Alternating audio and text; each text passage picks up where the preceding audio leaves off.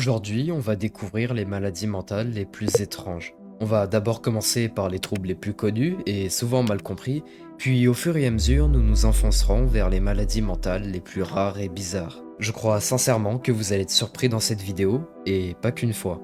Voici un aperçu des sujets que nous allons voir. Et à mon avis, à part ceux du niveau 1, je pense que vous n'en connaissez même pas le tiers. Plus on avancera dans la vidéo, plus les maladies deviendront intéressantes.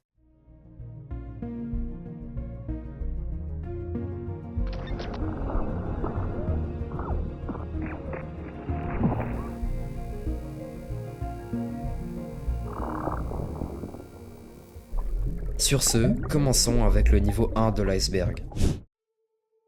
Le stress post-traumatique est un trouble mental qui survient après avoir été exposé à un événement traumatisant. Ça peut être un accident grave, une agression ou encore la guerre comme avec les gueules cassées durant la Première Guerre mondiale. Ce trouble affecte la façon dont une personne pense, ressent et se comporte, ce qui va bouleverser son quotidien. Les symptômes incluent souvent des flashbacks où la personne revit l'événement traumatisant, des cauchemars ou des pensées intrusives. Les personnes atteintes de ce trouble peuvent éviter les lieux, les personnes et les activités qui leur rappellent le traumatisme. Tout ça peut donc entraîner un isolement social et des difficultés à mener une vie tranquille. L'individu peut également adopter une sorte d'hypervigilance, des sursauts faciles et des troubles du sommeil. Le syndrome du survivant concerne les personnes qui ont survécu à un accident ou à un massacre. D'autres personnes sont mortes et le survivant est rongé par la culpabilité.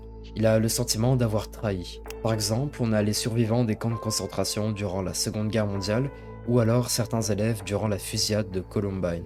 Les patients atteints de cette pathologie ont un sentiment d'amertume, d'incompréhension et développent de l'anxiété. La schizophrénie est un spectre de troubles mentaux plus ou moins sévères qui se manifeste généralement vers la fin de l'adolescence. Elle concerne environ une personne sur 300 dans le monde. Cette maladie mentale se manifeste par une perception de la réalité faussée. La schizophrénie est souvent mal comprise et souvent associée au fait d'avoir des voix dans la tête. Ça, c'est uniquement un des symptômes, ce qui veut dire que ce n'est pas toujours le cas. Les psychiatres distinguent des symptômes positifs, négatifs et cognitifs. Les symptômes positifs sont des perceptions anormales comme des hallucinations auditives. Les symptômes négatifs, eux, sont caractérisés par des perturbations des émotions. L'individu va réduire drastiquement l'expression de ses émotions, sa motivation et la capacité à tirer du plaisir de la vie. Et enfin, les symptômes cognitifs qui impliquent des changements dans la mémoire et d'autres aspects de la pensée. La schizophrénie peut entraîner des problèmes, des difficultés de concentration et des problèmes de mémoire. Souvent, les trois types de symptômes coexistent et la prédominance des uns ou des autres va influencer l'évolution de la maladie. Au moins un tiers des personnes atteintes de schizophrénie connaissent une rémission complète des symptômes. D'autres connaissent une rémission, mais beaucoup plus lente, tandis que chez certaines autres personnes, les symptômes s'aggravent progressivement au fil du temps. La sociopathie est un trouble de la personnalité. Elle se caractérise par l'indifférence aux normes sociales et aux émotions. Il est important de noter que les sociopathes ne sont pas nécessairement violents ou manipulateurs, leurs troubles se manifestent principalement par un manque d'empathie. La sociopathie limite la capacité à ressentir les émotions humaines. Les individus montrent un manque d'empathie face à la souffrance des autres. Ça traduit une incapacité à ressentir l'émotion associée. Cependant, ce n'est pas systématique. Certains sociopathes comprennent les émotions, mais n'agissent pas selon les normes. Une enquête a montré que un homme sur 20 et une femme sur 100 risquaient de développer ce trouble à n'importe quel moment de leur vie. Aujourd'hui, la thérapie peut aider à gérer certains comportements, mais la nature du trouble rend le changement difficile. La démence est une atteinte grave aux capacités physiques et mentales des personnes touchées. Elle atteint la mémoire et la capacité à se repérer dans l'espace ou dans le temps. Ce trouble provoque une perte d'autonomie qui fait qu'empirer au fil du temps. Les personnes concernées ont généralement plus de 60 ans et le plus souvent des femmes. Dans les cas les plus graves, il peut y avoir des conséquences sociales ainsi que des changements de personnalité. Les personnes malades sont donc coupées de leur entourage. Elles peuvent paraître bizarres et souffrir d'un mal-être et de l'isolement. Actuellement, il n'y a pas de traitement à la démence. Les personnes touchées par la maladie sont souvent atteintes d'Alzheimer, comme dans 80% des cas. Le trouble obsessionnel compulsif, ou appelé plus communément TOC, est un trouble psychique. Il se caractérise par des pensées intrusives et répétées, produisant de l'inconfort, de l'inquiétude et de la peur. Ces pensées mènent à des comportements répétitifs et ritualisés qu'on appelle des compulsions. Ces compulsions peuvent diminuer l'anxiété ou soulager une tension. Les symptômes varient beaucoup d'un patient à l'autre. Ils incluent la phobie de la saleté, le lavage des mains ou encore les vérifications répétées. Les symptômes peuvent parfois durer longtemps chez l'individu, comme par exemple un lavage des mains qui dure 1 heure. Le pire, c'est que les gens qui ont ce trouble sont bel et bien conscients de leur TOC. Ils considèrent leurs obsessions et compulsions comme irrationnelles, mais elles restent malheureusement incontrôlables. Comme vous l'avez peut-être vu sur la miniature, un cas célèbre est celui de DiCaprio. Il existe aussi 2 cas extrêmes du TOC, qui sont la dermatillomanie et la trichotillomanie. La dermatillomanie, c'est le fait de creuser sa peau de manière répétitive. Et la trichotillomanie, c'est la même chose, mais pour les cheveux. Les individus atteints par ces troubles ressentent un soulagement temporaire en se grattant, mais éprouvent ensuite des sentiments de culpabilité, de honte et de frustration. La dysmorphie corporelle peut prendre de nombreuses formes, mais en général, les personnes concernées sont très préoccupées par leur image corporelle. Elles peuvent imaginer ou exagérer des aspects de leur corps, pensant que ces défauts sont bien plus graves qu'ils ne le sont en réalité. Certains vont même imaginer des défauts devant le miroir qui sont pourtant inexistants. Ils peuvent passer des heures à vérifier leur apparence, se comparer aux autres et même éviter les lieux publics. Cette maladie commence généralement à l'adolescence et elle est le plus souvent diagnostiquée chez les femmes. Dans notre monde actuel, les réseaux sociaux sont omniprésents. La pression de paraître parfait à chaque publication est intense. Ça explique pourquoi les personnes atteintes sont souvent des jeunes femmes. Elles peuvent se comparer aux images retouchées et idéalisées qu'elles voient en ligne, ce qui peut les faire se sentir mal. De nombreuses recherches montrent que l'utilisation des réseaux sociaux peut aggraver ces sentiments, conduisant à l'insatisfaction corporelle et parfois à la dépression. Le besoin constant d'approbation sociale à travers des likes et des commentaires peut sérieusement affecter l'estime de soi. L'un des principaux symptômes de ce trouble est la recherche de chirurgie plastique pour ressembler aux images parfaites sur Internet. De plus, chez les hommes, nous avons un équivalent qui est plus présent chez nous. C'est la dysmorphie musculaire. Ça concerne davantage ceux qui font de la musculation. Ils peuvent avoir l'impression que leurs bras ne sont pas assez gros. Cette illusion peut donc inciter les gens à utiliser des substances comme les stéroïdes pour développer du muscle rapidement, ce qui peut entraîner de nombreux problèmes de santé comme l'affaiblissement des os et des problèmes cardiaques. Le trouble bipolaire en psychiatrie fait partie des troubles de l'humeur. Il est caractérisé par une succession d'épisodes maniaques puis dépressifs. Les épisodes maniaques sont ceux où la personne se sent très euphorique et déborde d'énergie pendant au moins 1 semaine. Elle peut se sentir toute puissante, parler beaucoup, dormir très peu et prendre des décisions plus risquées comme dépenser trop d'argent ou faire des projets impulsifs. Durant cet épisode, les personnes peuvent être très désireuses de faire des choses généralement ennuyeuses, comme par exemple faire le ménage. Le risque, c'est que l'individu en devienne maniaque. Ensuite viennent les épisodes dépressifs dans lesquels la personne se sent très triste. Les symptômes typiques incluent une perte d'intérêt pour les choses qu'elle aime habituellement, une sensation de fatigue constante et le fait de manger plus ou moins que d'habitude. Il existe également des épisodes mixtes où les symptômes de la manie et de la dépression surviennent en même temps. Ça peut être très déroutant et difficile à gérer car l'humeur de la personne peut beaucoup changer d'un moment à l'autre. Les symptômes peuvent être plus ou moins graves et traités de diverses façons, mais il peut s'écouler plusieurs années avant que le diagnostic soit correctement établi. On pense qu'il y a 1 personne sur 300 dans le monde touchée par le trouble bipolaire. Vous êtes maintenant au niveau 2, et avec le niveau 3, on va commencer à rentrer dans le vif du sujet. Dans la même branche que l'Alzheimer, la paramnésie réductrice est un trouble de la mémoire. Sauf que sa particularité, c'est qu'il donne l'impression que des endroits ou des personnes existent en double. Une déformation des souvenirs, l'impression que les lieux existent en plusieurs exemplaires, ou alors un monument qui a été déplacé. En un siècle, seulement 51 cas cliniques ont été observés. Ça arrive souvent après un AVC ou un traumatisme crânien. Les kleptomanes sont atteints d'un trouble psychique qui les pousse à dérober des objets, souvent petits et sans grande valeur, comme des pièces ou des sachets qui traînent par exemple. Il est important de noter que les kleptomanes n'ont pas forcément envie ou même besoin de ce qu'ils volent. Pour la plupart, ils se rendent compte de leurs délices seulement après coup. Pour les kleptomanes, voler peut soulager une tension. Ça réduit l'inconfort et procure de l'adrénaline. Ils se sentent vivants et comblent une sensation de vide. Ou alors, si une personne a des pensées noires, ce comportement agit comme une stratégie pour se soulager. Penser au vol, préparer le vol, tout ça, ça crée de l'excitation et ça procure une sensation positive, même si dans le fond, ça reste très malsain.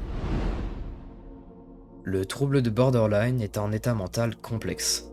Il affecte la façon dont une personne pense et ressent les émotions. Les personnes atteintes ressentent souvent des sauts d'humeur intenses et rapides, parfois pendant quelques minutes, parfois pendant plusieurs heures. Cela peut conduire à des réactions impulsives et des comportements autodestructeurs comme la toxicomanie ou d'autres comportements à risque. Les personnes atteintes par ce trouble mental ont également une perception, on va dire, fluctuante d'elles-mêmes. Elles ont tendance à valoriser les autres un instant, puis à les dévaloriser l'instant d'après.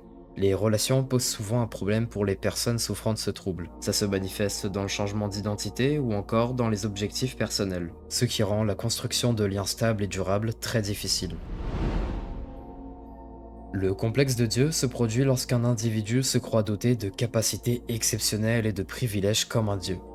Une personne avec un complexe de Dieu peut refuser d'admettre toute erreur, même face à des preuves irréfutables ou des problèmes impossibles. Quelqu'un avec ce syndrome n'a souvent aucun respect pour les exigences sociales et peut réclamer des privilèges spéciaux.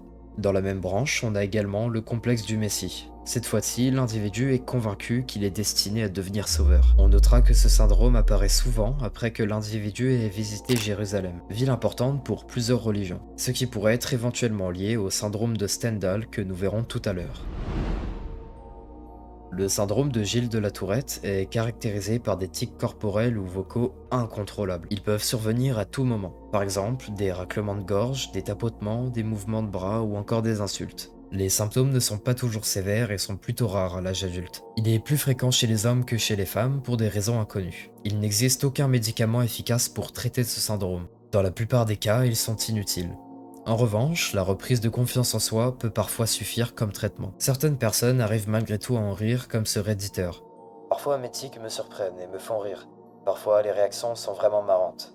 Mais d'un autre côté, il est difficile d'éviter les moqueries quand on a des enflures dans son entourage. En primaire, rien de grave. Les autres élèves n'y prêtaient pas attention. Mais au lycée, ce n'étaient pas les élèves qui posaient problème, mais certains professeurs qui m'humiliaient publiquement. Les personnes mégalomanes seront atteintes d'une illusion et d'un délire de grandeur. Elles se voient souvent plus grandes, puissantes ou connues qu'elles ne le sont réellement. Elles peuvent même se croire être le fils du président, la reine d'Angleterre ou encore Dieu. Pour vous montrer un cas concret, vous avez peut-être déjà vu cet extrait avec un homme qui se fait passer pour Napoléon lors d'un procès. Sa femme n'en pouvait plus de sa comédie, qui en fait correspond parfaitement à ce trouble mental. Il est recommandé de ne pas supprimer tout le délire de la personne concernée, et de justement le préserver le plus longtemps possible. Après tout, imaginez-vous découvrir que toute l'image de votre vie était en fait une fausse réalité. La chute peut faire très mal. Dans les cas extrêmes, les patients peuvent aussi montrer des comportements manipulateurs afin de maintenir leur illusion de grandeur. Le Witzel-Soucht est un syndrome qui pousse ses victimes à ne jamais s'arrêter de faire des blagues. Il apparaît après des AVC, particulièrement lorsque le lobe frontal est endommagé. Une fois atteinte de Witzel-Soucht, les victimes ressentent des pulsions et des fortes envies d'enchaîner les blagues. Le problème avec cette maladie, c'est que l'individu sort souvent du contexte de la conversation ou fait des blagues dérangeantes, voire inappropriées. Ce trouble mental est souvent sous-diagnostiqué car il est confondu avec des traits de personnalité. Lorsqu'un individu a le trouble de la dépersonnalisation, il se détache de ses pensées, de ses sentiments ou de son corps, comme s'il était spectateur de sa propre vie. C'est comme regarder un film sur la vie de quelqu'un d'autre. On se sent connecté au personnage, mais on ne l'est pas vraiment. Ce trouble mental se produit lorsque le monde qui vous entoure vous semble étrange. Les personnes ou les choses peuvent vous paraître floues et déformées, ce qui vous fait séparer de la réalité. Les expériences sont souvent liées à un stress ou à un traumatisme grave. Ces événements traumatisants peuvent déclencher un DPDR comme moyen d'y faire face. Les autres symptômes incluent des problèmes de mémoire, de concentration et des difficultés à exprimer ses sentiments. Les individus peuvent même éprouver des difficultés à reconnaître leur reflet dans le miroir. Ils peuvent également avoir une perception altérée du temps, comme si les événements se produisaient plus lentement ou plus rapidement que la normale. Il est difficile de se connecter avec les autres ou de profiter de la vie lorsqu'on a l'impression de ne pas vraiment vivre. Les symptômes peuvent durer des heures, des jours ou même des années, ce qui va interférer avec la vie quotidienne et les relations sociales. Les personnes atteintes de ce trouble peuvent également développer de l'anxiété ou de la dépression. Le syndrome de Diogène est un trouble qui conduit à des conditions de vie négligées, voire insalubres. Les individus vont accumuler des objets sans maîtrise ou contrôle de soi. On ne parle pas ici d'avoir quelques objets inutiles dans sa maison. Non, on parle d'une obsession à accumuler des objets, peu importe leur rareté, propreté ou même dangerosité. Ce trouble impacte souvent les relations sociales et va affecter grandement la qualité de vie de l'individu. Son lieu de vie est si encombré qu'il a du mal à se déplacer. Ça crée un réel inconfort et une grande souffrance. Elles vivent recluses chez elles et vont peu à peu délaisser l'entretien de leur habitation, puis leur hygiène personnelle. Elles vont encombrer leur habitat petit à petit jusqu'à devenir un obstacle à l'entretien du logement, ce qui crée un cercle vicieux. D'après les observations faites par les scientifiques, ce syndrome serait bien plus présent chez les personnes âgées. Il est moins présent chez les jeunes, mais lorsque ça arrive, les symptômes sont souvent démultipliés. Le déclenchement de la pathologie est souvent provoqué par un isolement ou de la solitude. Cependant, le syndrome de Diogène ne se manifeste pas forcément violemment, et il peut donc passer inaperçu chez les personnes ayant une vie bien remplie. Le syndrome de Diogène a également un voisin qu'on appelle le syndrome de Noé. Le principe est le même, mais cette fois-ci avec des animaux. Je vous laisse imaginer le désastre. Des dizaines d'animaux concentrés dans un seul endroit, une hygiène dans la maison déplorable que ce soit pour l'individu mais aussi pour les animaux. Vous avez sûrement déjà entendu l'expression de la femme au chat, expression qui désigne une femme souvent célibataire avec une affection obsessionnelle pour ses chats. Eh ben on associe généralement ce terme au syndrome de Noé. Imaginez-vous avec l'incapacité de reconnaître les visages de vos proches ou même le vôtre devant le miroir. C'est ce qui arrive lorsque vous avez la prosopagnosie. Ce trouble n'affecte pas la capacité à comprendre d'autres informations visuelles, mais il cible uniquement la reconnaissance faciale. Il en existe trois formes. La première, c'est celle qui vient dès la naissance, qu'on appelle prosopagnosie congénitale. Elle affecte environ une personne sur 100 dans le monde. La deuxième, c'est celle qui survient après un accident, comme une lésion cérébrale. Et enfin, la dernière, celle qu'on appelle progressive qui peut survenir lors de la démence. Les personnes atteintes de prosopagnosie apprennent à reconnaître les autres grâce à des indices indirects comme leur voix, leurs cheveux ou leur façon de marcher. Parfois, les gens peuvent ne pas réaliser qu'ils sont atteints de cette maladie jusqu'à l'âge adulte, car ils se sont adaptés sans vraiment savoir que leur adaptation, elle était pas normale en fait. L'acteur Brad Pitt est atteint de ce trouble et dans une interview en 2013, il a déclaré que son incapacité à reconnaître des visages était devenue si grave qu'elle lui donnait souvent envie de rester à la maison. Enfonçons-nous maintenant dans le niveau 4 et 5. Si vous avez été surpris jusqu'à maintenant, alors permettez-moi de vous dire que vous n'avez encore rien vu. Le trouble dissociatif de l'identité est un trouble mental où une personne présente plusieurs identités. Ces identités prennent tour à tour le contrôle du comportement du patient. Il ne s'agit pas seulement de simples changements d'humeur, non, c'est vraiment des changements profonds. Les identités ont chacune leur propre nom, histoire et comportement. Un patient peut parfois perdre la mémoire lorsqu'il passe d'une personne à l'autre, ce qui peut évidemment être déroutant et pénible. La cause profonde de ce comportement est souvent liée à un traumatisme grave durant l'enfance. Le trouble se développe comme un moyen d'adaptation. C'est une sorte de mécanisme pour échapper à la réalité du traumatisme. Et c'est justement toutes ces identités qui vont gérer les différents aspects de la vie de l'individu. La validité de ce trouble en tant que diagnostic médical a souvent été remise en question et il reste encore aujourd'hui très difficile à étudier. Le pica est un trouble alimentaire rare dans lequel les individus ont une envie incontrôlable de manger des substances non comestibles. On a par exemple de la terre, des éponges, du matelas, un avion. Non, non, c'est pas une blague. Ce mérite revient à un Français, Michel Lotito, qu'on surnomme Monsieur Mange-Tout. Il a même eu le record du monde pour le régime le plus étrange. Le trouble se manifeste souvent à l'âge adulte et sa cause pourrait être liée à des troubles mentaux génétiques. Mais ce n'est pas encore très clair. Cependant, vous vous en doutez bien, mais les personnes atteintes de pica courent des risques sur leur santé, ce qui peut entraîner des problèmes au niveau des intestins, des infections ou encore des empoisonnements. La catatonie est un trouble psychiatrique qui affecte le mouvement et les émotions d'une personne. Un individu atteint de ce trouble va s'opposer à beaucoup de propositions qu'on lui fait comme à un mécanisme de défense. Ce trouble mental se caractérise par l'immobilité, des postures musculaires étranges ou encore des répétitions frénétiques de mots. La catatonie est un syndrome psychiatrique s'exprimant à la fois dans la sphère psychique et motrice. Elle était considérée autrefois comme une forme exclusive de la schizophrénie. Il est reconnu qu'un syndrome catatonique peut apparaître durant des troubles de l'humeur, comme dans le cas de la dépression ou du trouble bipolaire. L'illusion du Truman Show est une condition mentale où les individus croient qu'ils sont le personnage principal d'une émission. Observée par des millions de personnes à travers des caméras cachées, cette idée est inspirée du film The Truman Show dans lequel le personnage principal ne réalise pas qu'il vit dans une émission. Deux frères psychiatres ont remarqué ce schéma chez des patients en 2008. Avec l'évolution de notre monde et de la technologie, les thèmes des idées délirantes évoluent également. Avant, les gens pouvaient croire qu'ils étaient contrôlés par la magie ou des forces politiques, alors qu'aujourd'hui, c'est plutôt des croyances liées à des technologies comme des caméras cachées ou des puces électroniques, si vous voyez ce que je veux dire. Ces deux psychiatres ont parlé à de nombreuses personnes convaincues de vivre dans leur propre Truman Show. Certains ont même essayé d'échapper à la surveillance qu'ils croyaient subir. L'individu peut être convaincu que le monde a changé d'une manière évidente pour tout le monde, ce qui les amène à croire qu'ils sont dans un film. Le syndrome d'Alice au pays des merveilles modifie la façon dont une personne perçoit son environnement. Ce trouble peut rendre les choses plus grandes, plus petites, plus proches ou plus éloignées qu'elles ne le sont en réalité. Ce n'est pas seulement une question de vision, car ce syndrome peut également perturber les autres sens, rendant certains sons plus forts ou plus faibles. La cause réelle du syndrome est encore floue, mais elle est souvent liée aux migraines, au traumatisme crânien et à certaines infections. Le syndrome est principalement observé chez les enfants, ce qui pourrait indiquer un lien avec le développement du cerveau. Les personnes atteintes peuvent avoir l'impression que leur corps grandit ou rétrécit. En plus de ces distorsions visuelles, le syndrome d'Alice au pays des merveilles peut provoquer des migraines, des vertiges ou encore des nausées.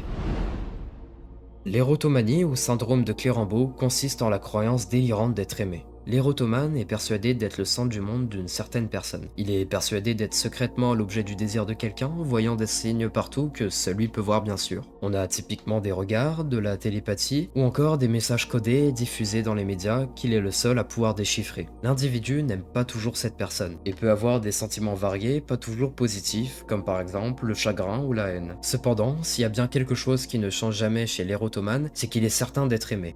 La personne peut être quelqu'un de son entourage, mais les cas les plus connus sont ceux sur des célébrités. Habituellement, le patient va retourner à son admirateur l'affection qu'il lui suppose. Il va lui écrire, lui téléphoner ou encore lui faire des cadeaux. Même quand ses avances sont rejetées par leur destinataire, l'érotomane ne peut pas comprendre le refus qui lui est opposé. Il peut imaginer ce refus comme un stratagème pour cacher au reste du monde leur liaison interdite. Ce délire peut parfois dégénérer sous forme de harcèlement, de diffamation, de jalousie, ce qui peut, dans le pire des cas, mener au crime passionnel. Ce trouble touche 0,02% de la population, soit environ 3 personnes sur 100 000.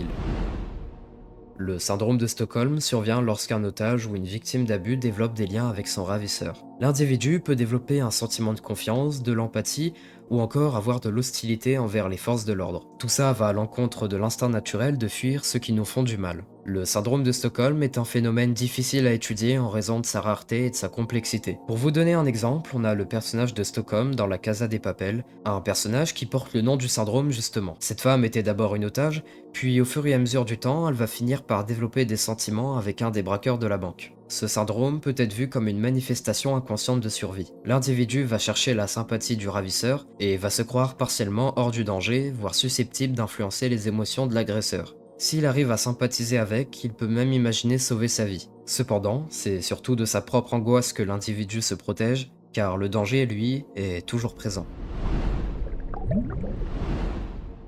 Le syndrome de Stendhal, également appelé syndrome de Florence, survient chez certains voyageurs exposés à une œuvre d'art. Celle-ci va prendre une signification particulière pour eux. Ce syndrome est assez rare, il fait partie de ce qu'on appelle les syndromes du voyageur. Le syndrome doit son nom à l'auteur français Stendhal, qui a écrit son expérience en 1817. Un jour, il a visité la basilique de Santa Croce. C'est l'endroit où se trouvent des œuvres d'artistes célèbres comme Michel-Ange. Et lorsqu'il est rentré, il s'est senti profondément ému et a rapporté avoir des palpitations cardiaques, des vertiges et une sensation d'évanouissement. Ça peut sembler exagéré, mais ces symptômes sont bel et bien graves et ils ont besoin d'une aide médicale. Et même aujourd'hui en Florence, les hôpitaux ont l'habitude de voir des touristes confus après avoir vu certaines œuvres d'art. La naissance de Vénus en particulier semble être l'un des tableaux qui déclenche le plus souvent ce trouble. Imaginez, vous vous êtes fait piquer par un moustique. Le lendemain, le bouton disparaît. Mais le soir même, vous avez encore des démangeaisons. Vous commencez donc à gratter et vous êtes alors convaincu que quelque chose est sous votre peau. Voici ce qu'il se passe lorsque vous êtes atteint du syndrome d'Ekbom. Vous croyez dur comme fer que vous avez un parasite dans la peau. Le risque avec ce trouble mental, car oui, il n'y a pas de parasite, c'est que l'individu peut créer des liaisons sur la peau. Cette maladie mentale apparaît en majorité chez des personnes seules et âgées. Le syndrome est complexe à diagnostiquer car il faut être sûr que ce que le patient dit n'est pas en fin de compte véridique. L'hystérie de masse est un phénomène qui se caractérise par l'apparition de symptômes physiques. Elle va se propager de manière épidémique au sein d'une population. Sauf que cette fois-ci, l'origine des symptômes ne vient pas d'une maladie. Ça peut aller d'une poignée de personnes jusqu'à des centaines de milliers d'individus partageant la même psychose collective. L'hystérie de masse est souvent déclenchée de 3 manières différentes. Dans le premier cas, elle est déclenchée par un accident environnemental. Par exemple, lors de l'incident de Hollinville en 1980, 300 enfants ont subi des évanouissements et des nausées. Les médecins n'ont pas trouvé de cause organique, ils ont donc conclu à une hystérie de masse. Dans le deuxième cas, l'hystérie est déclenchée par des individus qui voient leur entourage tomber malade, ce qui les pousse involontairement à manifester les mêmes symptômes. Et dans le dernier cas, c'est lorsqu'il y a des grosses pressions sociales ou émotionnelles dans une communauté, ce qui peut entraîner une forme d'anxiété généralisée sous la forme de problèmes mentaux. Par exemple, en 2016, suite à une photo postée par un lycéen en Malaisie, des centaines de lycéens et des professeurs auraient vu une silhouette noire se déplacer dans les couloirs de l'établissement. Ces trois situations que nous venons de voir sont des exemples de troubles psychosomatiques. En gros, c'est le cerveau qui rend le corps malade. Ça peut sembler fou, mais les experts affirment qu'elles ne sont pas moins réelles ou moins graves que n'importe quelle autre maladie. La chorémanie est une branche de l'hystérie de masse. Ce phénomène concerne un groupe de personnes qui se met subitement à danser de façon incontrôlée et étrange. Le groupe de personnes se met à danser jusqu'à s'écrouler de fatigue pour parfois même continuer par terre. Bon, ça m'a fait rire quand j'ai lu ça, mais c'est pas une blague. Il y a déjà eu plusieurs cas recensés, même si c'était il y a plusieurs siècles. Ma théorie, c'est que la chorémanie pourrait être liée aux croyances folles qui étaient bien plus présentes au Moyen-Âge qu'aujourd'hui, du genre les rituels ou la sorcellerie qui pouvaient entraîner de l'anxiété massive, ce qui justifierait pourquoi peu de cas sont recensés, voire plus du tout aujourd'hui. Enfin bref, l'hystérie de masse c'est quelque chose de plus présent que ce que l'on pense. Ça peut avoir un impact minime et anecdotique, comme ça peut finir en véritable tragédie. La maladie de Corot est une condition psychologique rare, principalement observée en Asie. Ce trouble se caractérise par une peur intense et irrationnelle. Mais une peur de quoi exactement? Eh ben, ça peut vous faire rire, mais cette maladie mentale concerne l'organe génital des hommes. Les gens atteints de Corot sont convaincus que leur appareil génital rétrécit, se rétracte dans l'abdomen et finirait parfois par disparaître complètement. Cependant, on peut aussi retrouver ce syndrome en Afrique, mais cette fois-ci, on ferait plus référence à de la sorcellerie. Les dernières épidémies rapportées sont au Burkina Faso et au Nigeria. Les personnes atteintes de Corot présentent souvent une anxiété sévère avec des croyances délirantes, ce qui peut ainsi créer des crises de panique et de la détresse émotionnelle intense. Les individus touchés peuvent prendre des mesures extrêmes pour empêcher la rétraction perçue, que je ne vais pas citer ici pour des raisons évidentes. En tout cas, ce que l'on sait, c'est que la maladie de Corot est fortement influencée par les croyances culturelles. En gros, la rétraction des organes génitaux pourrait être causée par des forces surnaturelles ou une punition divine. Les épidémies de Corot peuvent survenir dans des contextes de crise sociale ou de tension culturelle, là où l'anxiété collective est à son paroxysme. Le syndrome du martyr est un modèle de comportement où une personne va adopter une position de souffrance ou de sacrifice. Cette attitude peut provenir de diverses expériences de vie telles que des traumatismes, des problèmes d'estime de soi ou le besoin d'obtenir de la reconnaissance. Les personnes concernées ont tendance à se sentir à l'aise dans des rôles de victimes, et elles sacrifient leurs propres besoins et désirs en faveur des autres. Elles peuvent développer un sentiment de supériorité morale afin qu'elles se considèrent plus altruistes que les autres, ce qui conduit parfois à des comportements manipulateurs afin d'attirer la compassion ou la gratitude. Ce syndrome affecte négativement la vie de la personne et ses relations sociales, ce qui va malheureusement empêcher le développement d'une estime de soi saine. Lorsqu'une personne a ce syndrome, elle a la croyance délirante que différents individus sont en fait une seule et même personne déguisée. Ce trouble comprend des délires, des troubles de reconnaissance des visages ou encore des hallucinations. Une personne atteinte du syndrome de Frégoli peut se souvenir de manière inexacte de lieux, d'objets ou encore des événements. L'individu touché par ce trouble mental est convaincu qu'une autre personne déguisée la persécute. Vous êtes désormais au niveau 6, et avec le niveau final, on va voir les pires troubles mentaux existentiels. Imaginez-vous perdre le contrôle total d'une de vos mains. Celle-ci se met à agir toute seule, peut saisir des objets, toucher des choses non désirées ou encore faire des actions opposées à ce que vous vouliez. Parfois, vous devez même utiliser l'autre main pour arrêter la main incontrôlable. Ce syndrome, c'est celui de la main étrangère, un trouble où l'une des mains de l'individu bouge d'elle-même sans que la personne ne le veuille. Le syndrome de la main étrangère peut être aussi causé par des chocs au niveau du cerveau comme des AVC, des tumeurs ou encore des maladies dégénératives. Certaines personnes atteintes de ce syndrome peuvent personnifier leur main incontrôlable. Elles peuvent lui donner des noms ou encore lui attribuer des actions comme si elle avait sa propre personnalité. Diagnostiquer et gérer ce trouble mental peut être très difficile. Le traitement se concentre sur la gestion des symptômes. Ce qui veut dire que l'individu n'aura pas d'autre choix que de garder la main occupée ou d'utiliser des méthodes pour contrôler ses mouvements. La folie à deux ou en famille, comme le nom l'indique, est un trouble mental partagé avec les membres de la famille. Dans ce scénario plutôt triste, l'esprit collectif de la famille croit fermement à des réalités alternatives qui défient toute la logique et la raison. Il va avoir une sorte de récit maladif qui se crée, ce qui va transformer la réalité dans une sorte de labyrinthe de peur et d'obsession partagée. Ces liens de sang entre les membres de la famille deviennent en quelque sorte des chaînes. Elles maintiennent tout le monde uni dans cette spirale descendante vers la folie collective. On peut même comparer ça à un cancer psychologique qui s'aggrave au fil du temps.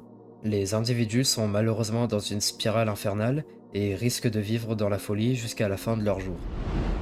Le syndrome de Munchausen est un trouble mental caractérisé par un besoin de simuler une maladie. Tout ça dans le but d'attirer l'attention ou la compassion. Il s'agit de la forme la plus grave des troubles factices, associée à un pronostic très sévère à long terme. L'individu va tenter tout un tas de choses pour simuler une maladie.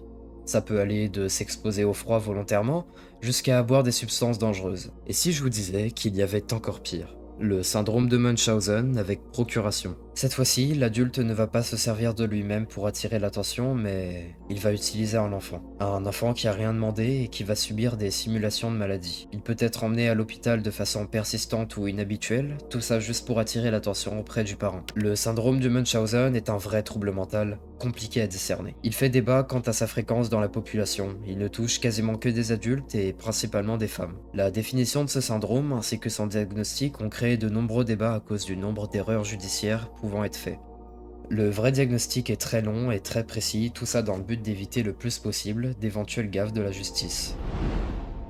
La lycanthropie clinique est une maladie psychologique rare. Les individus croient qu'ils peuvent se transformer en animal. La croyance ne consiste pas seulement à se sentir comme un animal dans un sens métaphorique, c'est une véritable conviction et ça affecte la façon dont ils pensent, ressentent et agissent. Les personnes atteintes de ce trouble mental peuvent agir d'une manière qui imite le comportement animal, comme hurler, grogner ou se déplacer à quatre pattes. Pour diagnostiquer quelqu'un qui en est atteint, les médecins recherchent une déclaration claire de la personne. Il faut qu'elle ait dit explicitement qu'elle se sent ou a senti qu'elle se transforme en animal. La lycanthropie clinique fait généralement partie de problèmes de santé mentale plus importants comme la schizophrénie ou le trouble bipolaire. Lors d'études neurologiques sur les personnes atteintes de cette maladie, les médecins ont constaté une activité cérébrale inhabituelle, ce qui veut donc dire que les expériences de transformation pourraient leur sembler très réelles.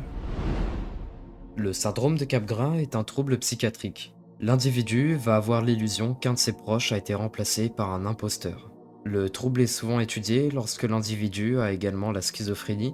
Comme il s'agit d'une maladie rare et mal comprise, il n'existe pas de méthode établie pour diagnostiquer ce syndrome. Le diagnostic repose principalement sur une évaluation psychiatrique du patient. Et c'est souvent entre guillemets l'imposteur en question qui va signaler le problème auprès d'un médecin. Je trouve que c'est l'un des pires troubles mentaux dans cet iceberg, car si je l'ai mis aussi bas, c'est parce que non seulement l'individu concerné se trompe, mais en plus, un de ses proches est considéré comme un imposteur. Je vous laisse imaginer la tristesse d'un frère ou d'un meilleur ami lorsque son proche se met à le détester, et ça pendant probablement le restant de sa vie. Le syndrome de Clover-Bussy est l'un des exemples les plus extrêmes des troubles mentaux qui peut changer complètement un mode de vie. Dans notre cerveau, il existe une pièce, l'amygdale, responsable des émotions de la peur et du rejet. Maintenant, imaginez que cette pièce s'abîme et que vous n'avez plus peur de rien. Ça peut paraître comme une chose pas si terrible, voire bonne, mais ça ne l'est pas. La peur est une émotion nécessaire à notre survie. Clover et Bussy sont les deux scientifiques qui ont donné leur nom à leur découverte. Ils ont retiré une partie du cerveau des macaques pour explorer leur rôle. Ce qu'ils ont découvert est terrifiant. Les singes avaient développé une hypersexualité, l'incapacité à reconnaître des objets ou même des individus, une perte de la mémoire, la peur qui a disparu, et enfin, ils pouvaient manger tout et n'importe quoi, ce qui met bien sûr leur vie en danger. Vous comprenez donc pourquoi j'ai mis ce syndrome dans cette dernière catégorie. Ici, les expériences ont été faites sur des animaux, mais il existe malheureusement des témoignages venant d'humains.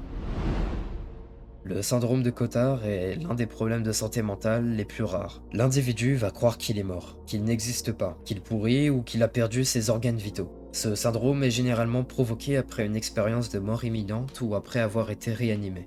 La personne pense alors qu'elle est réellement morte et refuse de croire quoi que ce soit d'autre. La maladie se déroule généralement en 3 étapes. Elle commence par des symptômes comme l'hypocondrie et la dépression, puis elle va évoluer vers un déni complet. La personne finit par se retrouver dans un état grave de ses délires, et c'est souvent accompagné d'une dépression sévère. Les personnes atteintes de ce syndrome s'éloignent souvent des autres. Elles vont négliger leur hygiène et leur santé puisqu'elles ne pensent plus exister. On a par exemple le cas d'un tueur en série nommé Richard Chase. Il se plaignait qu'on lui volait ses poumons et que son cœur s'arrêtait de battre. Il mangeait des animaux crus car il pensait que ça permettrait à son cœur de fonctionner à nouveau.